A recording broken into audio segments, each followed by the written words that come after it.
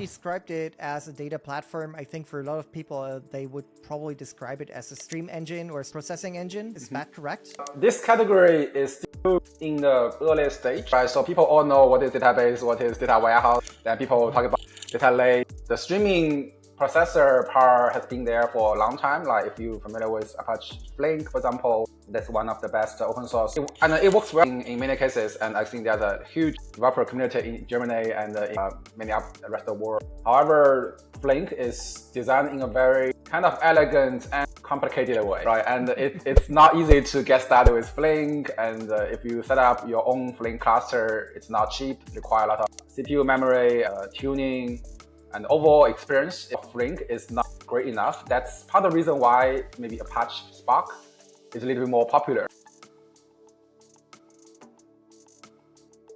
Hello everyone, welcome back to this week's episode of Simplyblock's Cloud Commute podcast.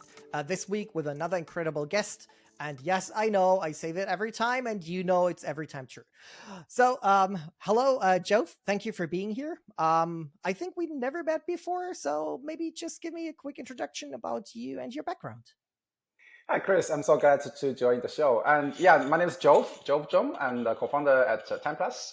So Timeplus is a streaming database or streaming SQL or streaming analytics, depends on what kind of category you're coming from. So we are essentially providing a very unique capability for you to understand what's going on right now and also what's in the past. Even you can do some machine learning, real-time training for the current data and the predictor for the future points.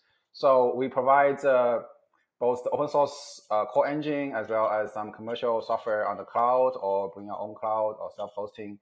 And as a developer, you can connect Timeplus with your real-time data feed, for example, data in Apache Kafka, in some, for example, Postgres database, you can apply some CTC, and all those real-time data and historical data can be put into Timeplus, and you can just leverage SQL to understand the pattern, do some real-time and low latency aggregations, and this can be quite useful for any kind of use cases need a really low latency data points. For example, whether you are being attacked on the cybersecurity, or if you do any kind of trading in the traditional financial sector or doing any Web3 blockchain, you might leverage our system to understand, should I buy or sell more my portfolio given the past few seconds, the price, the momentum. So we are more like a general purpose data platform focusing on the real-time part, but can be applied to many use cases. And I'm happy to be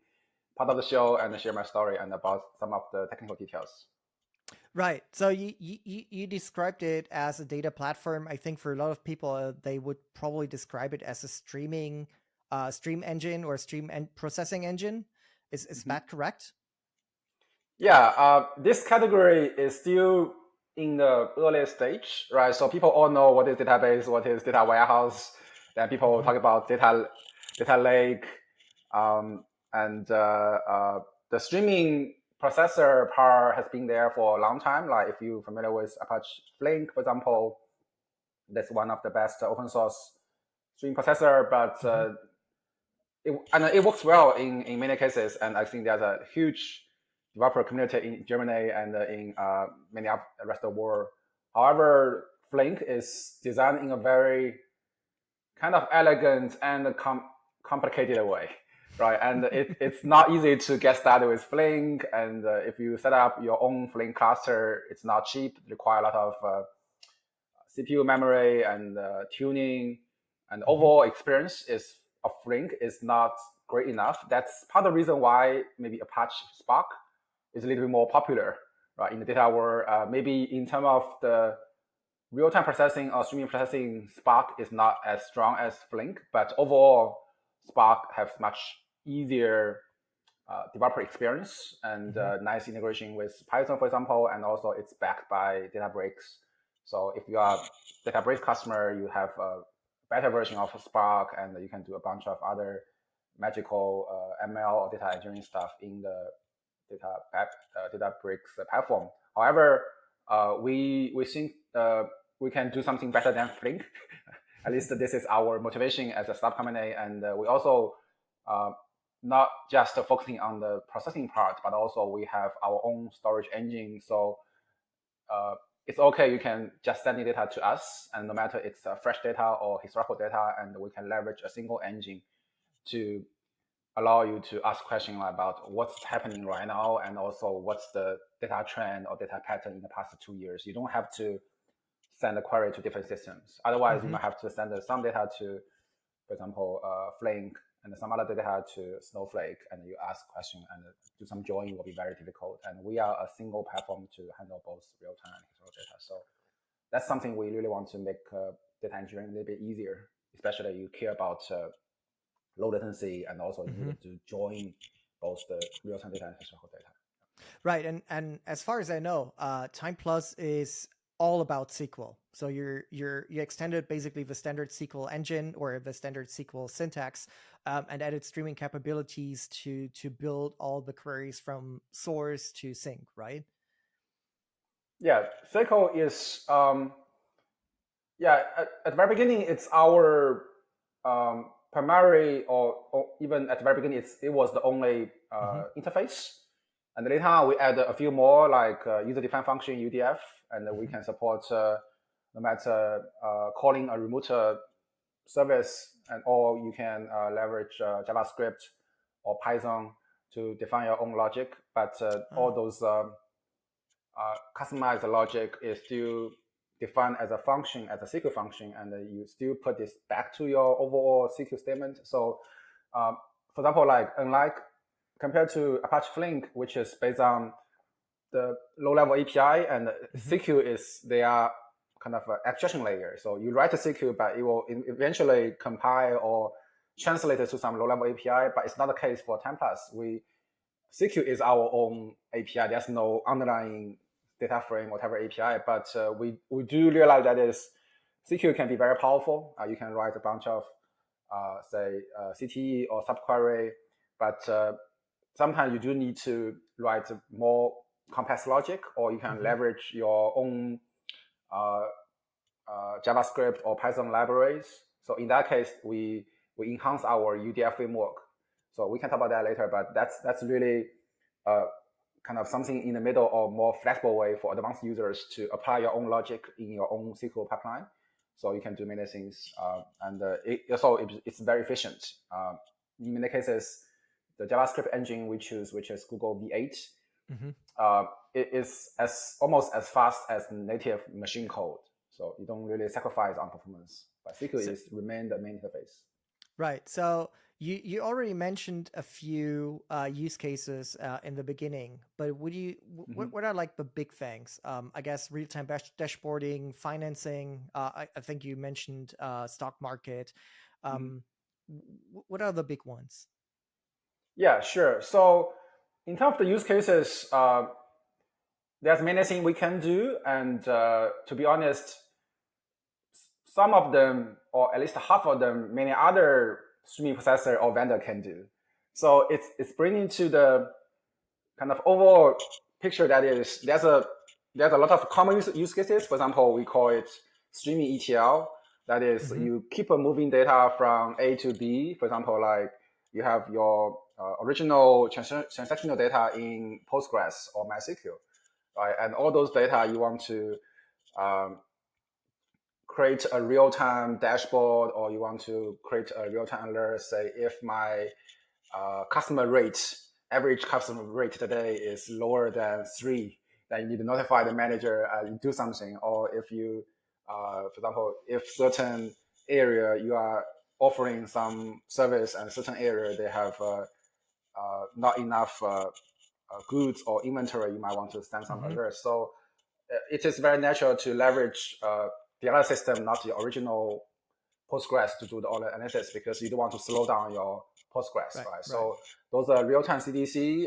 It is very common, and also you want to do some real-time alerts. You want to build your future store in terms of the machine learning, right? You want to grab all those original data source as many as possible, as fresh as possible, and convert them into a bunch of numbers, and this act as a feature store so that you can apply more machine learning for your data scientist, data engineering team. So there's many things this industrial is focusing on, and there's also open source solutions, commercial solutions. But what really help Timeplus stands out is we are very focusing on the performance, and also it's low footprint. So I'll give you an example that is many systems can do per minute or maybe a few seconds data movement or transformation.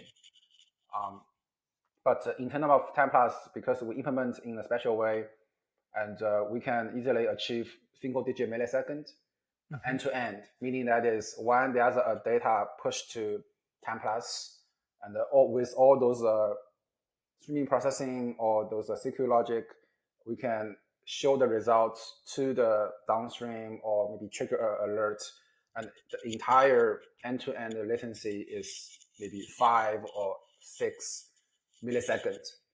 So this is quite useful in some of the scenario that is you need a really low latency, for example, trading or risk analysis, right? I mean, if you are just looking at the dashboard or some other kind of data consolidation, such a single-digit millisecond is nice, but may not be that really required. But for the case of trading, right? So it's a very competitive space, right? Everyone wants to be faster, and you don't have to be super fast, but as long as you are faster than others, you have a better chance to win or lose less money, right? So everyone push very hard to have the best network cables and the low-level package. They want to do everything they can do to achieve a better performance and lower latency. And it is true that is we work with some of the best financial companies or even some of the people in the blockchain or the Web3 space. They leverage our technology to get to the low latency, but also because we have this we call streaming CQ or materialized view, which is kind of a new concept to if you are not familiar with that, but essentially it's a long-running CQ. It keep scanning all the new data and send you the results, and the CQ itself is a background job. It never stops, and keep working on that. So using that way, you don't really have to set intervals. Like I want to query my system every 1 minute or every 2 milliseconds. You don't need to do that. You just define your logic in your CQ, and whenever data comes as low as like 5 milliseconds, you will get a result, whether it's a good signal or it's a bad signal. Yeah, it's basically a table which is always up to date with the latest data that matched the query.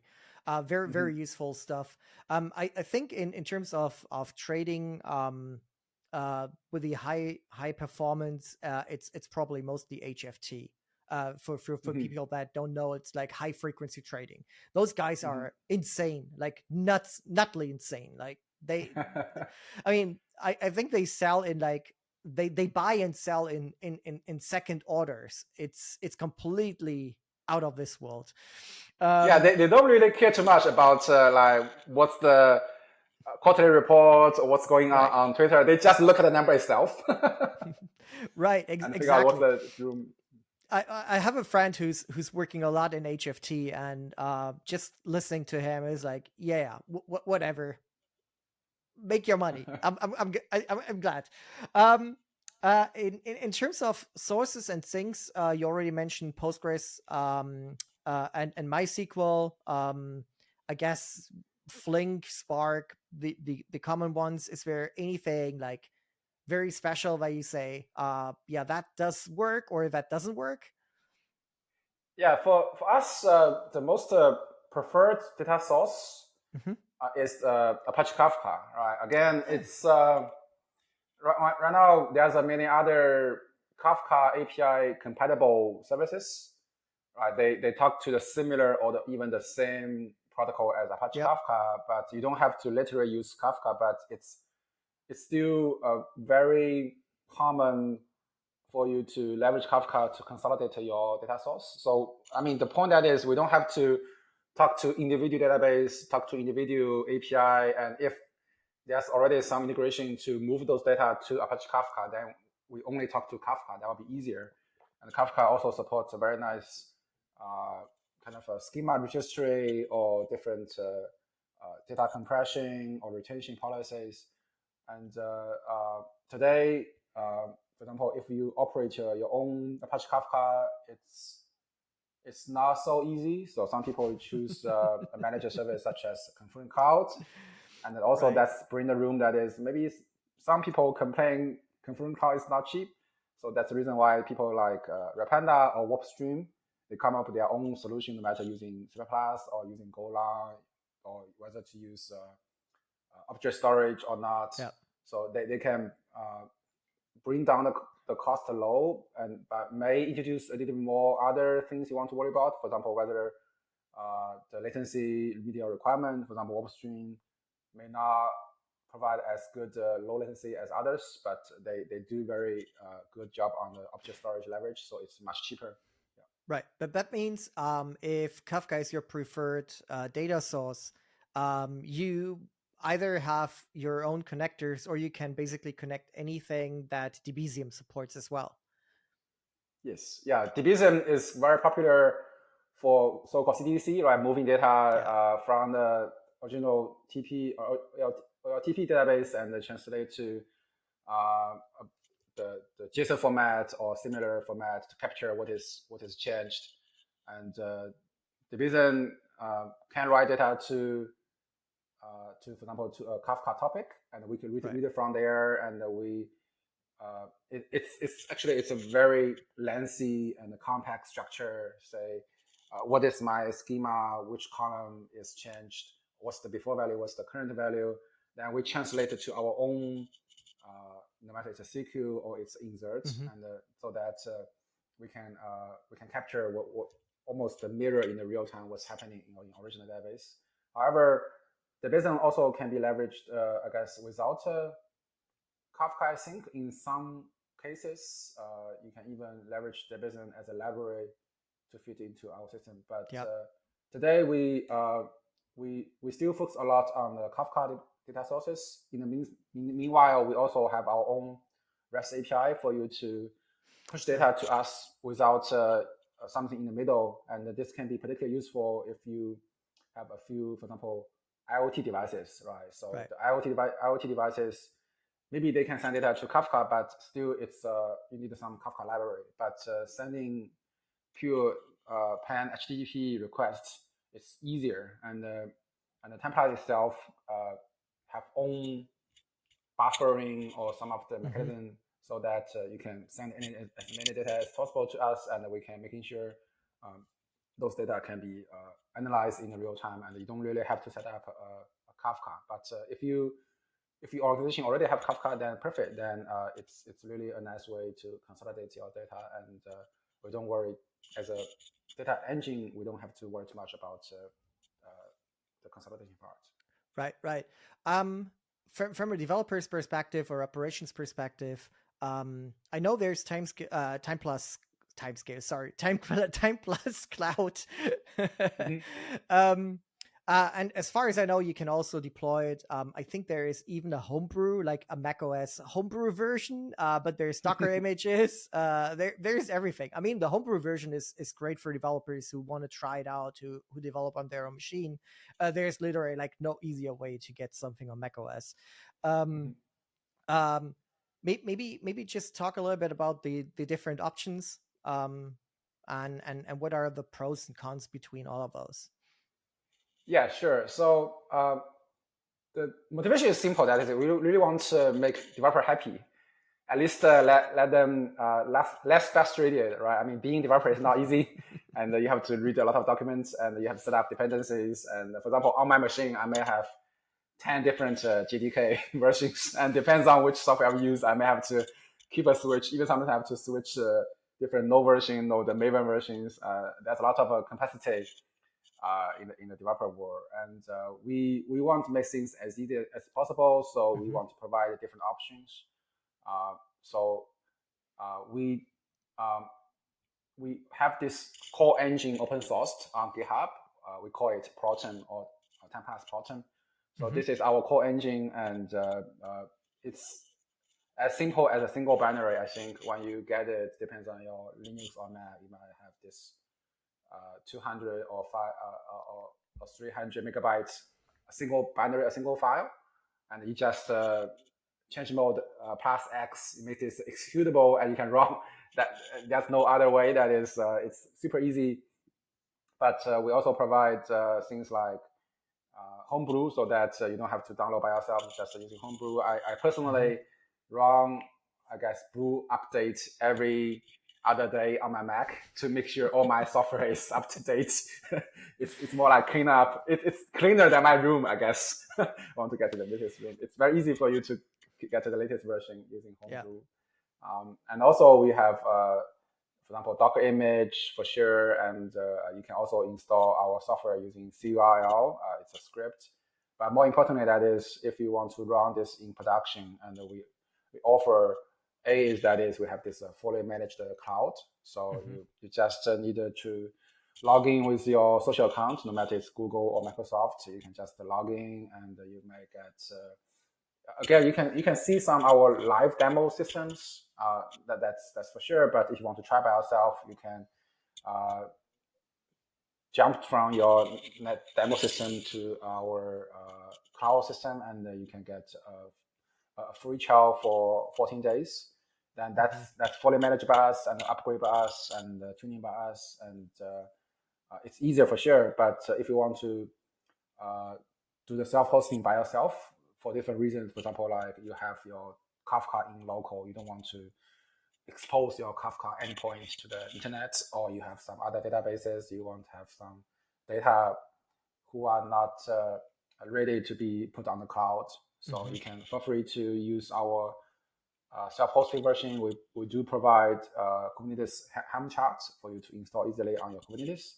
Or if you want to just set up 3 or 5 different virtual VM, and you can install the binary and configure them to create a cluster by yourself. So all those options is available, and it really depends on the use cases. For example, we have normal customers who use the Kubernetes, the Helm chart. That's very easy. But we also found some users, they just need to run the software on a small server, or even kind of a single node, and they have a lot of that. So it's more like similar to the edge computing, right? Each server, they have access to certain files, and they want to react on it quite quickly. Even we do have some even more classic edge scenario, which is we have some clients doing POC with us. That is, they have a lot of a train. I guess like on the train, and you not always get good signals, right? For example, if you are in the countryside, if you go through some tunnels, so you do not always get good signal. So they prefer doing the computing on the train. So every single train, they have a bunch of small devices, and the devices only have limited resource, like for example 8 core and maybe 16 gigabyte memory. And in the past, they want to put everything together. Like they want to put Kafka, they want to put Apache Flink, they want to put ClearHouse, they want to put Redis together in such devices, and it's bringing a lot of issues. And now they can just put the Timeplus, and the Timeplus is a very efficient engine, and they can do on-device monitoring, training, alerting. Yeah, so that's there's a lot of deployment options for sure, but yeah, feel free to choose which one you think works best for your scenario. All right. You said Timeplus Cloud. Are you using Kubernetes internally? Is it the same Helm chart? Not really Helm chart. So I guess again, people might have different opinions, but in the practice of Timeplus, we use our own Kubernetes operator in the cloud. Again, it's Kubernetes, but we use literally it's EKS, right? AWS managed Elastic Kubernetes service, I guess. So the reason that is we also want to minimize our operation efforts. So for example, the master node of Kubernetes is managed by AWS, and they also have something like Fargate, right? You can less worry about the infra, the VM stuff, and the AWS also they don't really provide most recent or latest Kubernetes version, but they do a lot of tests. and there are a bunch of plugins. So we're happy to be using EKS. But the reason why we not directly using Hamcha but using operator, because we also want to handle multi-talent and some other things better. And using operator essentially is customized code, right? So you can write your Golang code in a operator, and when someone sign up, when someone upgrade, we can do extra things. And Hamcha is really designed for people who don't care too much about multi-tenant. They just want to set up a multi-node server, and Hamcha just have a bunch of template parameters, so for you to wire things together. But essentially, they are saying, Yeah, that makes sense. We're almost at the end of our time. One question I always ask people, like, what do you think is like the next big thing? What do you see on the horizon? Be the visionary. Could be in Timeplus, could be in stream processing, could be in databases, AI, whatever you think is cool. Yeah, I will say certainly AI is a big thing, right? Some people think there's some bubble. I have my own opinion, but I guess there's something we need to do together, that is making sure AI can get the latest fresh data, cracked data, right? I mean, they do usually don't do this very well. They have a lot of kind of historical patterns, but they don't really have good access to the fresh data. That's how data AI and the data can get together. And even not talking about AI itself, there's a lot of movement today to have cloud native data warehouse or Asper or something like that. People can put more data in the cloud with relatively low cost. But step by step, people will be realizing that I not just need a huge amount of data, I need to understand what's going on right now. So the real-time data, the streaming data, I think will have a bigger room to grow. And with the AI, we can even somehow partner with the AI engine or AI model to come up with a better context and provide a better recommendation for the human. All right, I think that makes a lot of sense. I also feel like machine learning plus real-time analytics data is probably the next step, integrating those two things.